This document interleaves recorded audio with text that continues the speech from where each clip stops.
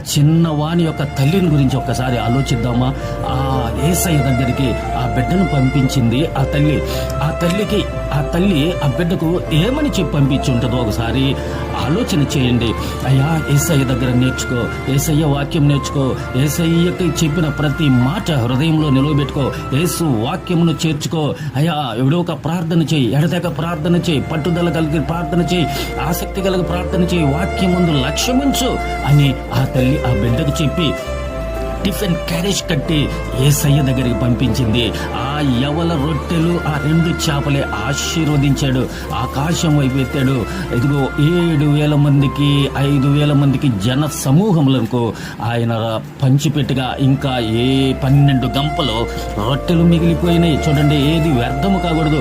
భారతదేశంలో ఈనాటి దినాల్లో భారతదేశంలో సర్వే ప్రకారము ఎక్కువ ఆహారము వృధా అవుతుంది. భారతదేశంలోనంట ఆహారము వృధా చేయొద్దు. యేసయ్య కూడా 12 గంపలకు ఎత్తాడు. ఏది ముక్క కూడా వృధా చేయొద్దు.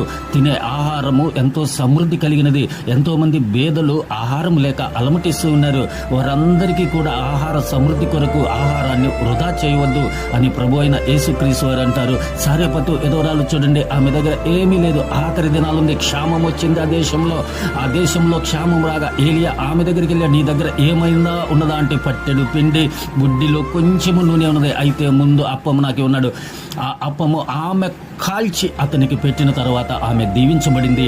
యేసయ్య కూడా ఏమున్నాయి ఆ బాలుడి దగ్గర అని అడిగినప్పుడు, ఆ బాలుడి దగ్గర 5 రొట్టెలు 2 చేపలు మాత్రమే ఉన్నప్పుడు దేవుడు పైకి ఎత్తి ఆకాశం నుంచి తన తండ్రి దగ్గర ఆశీర్వాదం పొందాడు.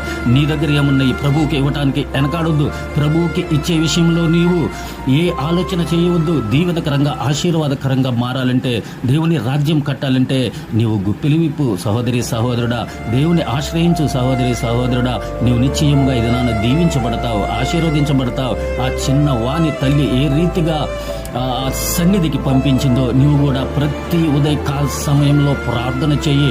నీ బిడ్డలను ప్రతి ఆదివారం ఉదయం సండే స్కూల్ పంపించు. నీ బిడ్డలను, నీ యవనస్తులను ప్రతి దినమున VBS ప్రోగ్రామ్స్లో వాటిల్లో కూడా పాల్గొనడానికి నువ్వు ఆసక్తికరంగా కావాలని పెంచు. నీవు నిశ్చయముగా దీవించబడతారు. నీ బిడ్డలు దీవించబడతారు. వారు పెరిగి పెద్దవాడైన తరువాత దాని మార్గము తొలగిపోవడం రాయబడింది. ఓ యవనసుడా, దీని చేత నీ నడత శుద్ధి చేసుకుందు, వాక్యమును బట్టి దానిని జాగ్రత్తగా చూసుకున్నట్టే కదా అని వాక్య లేఖనాలు సెలవిస్తుంది. నీ బాల్య దినములైంది దేవునిని స్మరణకు తెచ్చుకున్నది అని లేఖనాలు సెలవిస్తున్నాయి.